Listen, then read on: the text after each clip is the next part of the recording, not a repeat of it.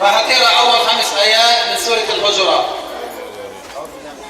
أعوذ بالله من الشيطان الرجيم. بسم الله الرحمن الرحيم.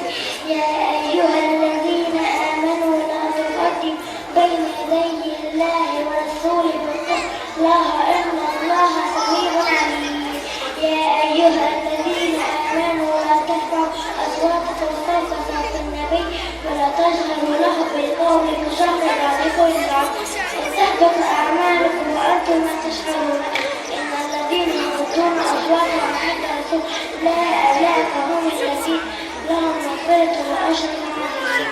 إن الذين ينادونك من وراء المشركين أكثرهم لا يعقلون ولو أنهم صبروا حتى تخرج لكان خيرا له والله بخير.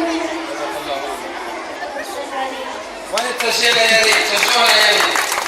شكرا لكم. إن شاء الله طبعا نتمنى إنكم تفوزوا بهذا الشيء. بالإضافة إلى سمع مناع الثاني دال. هذول الطلاب طبعا انتقلوا للمرحلة الثانية. إحنا رايحين نسمع منكم بس دقيقتين.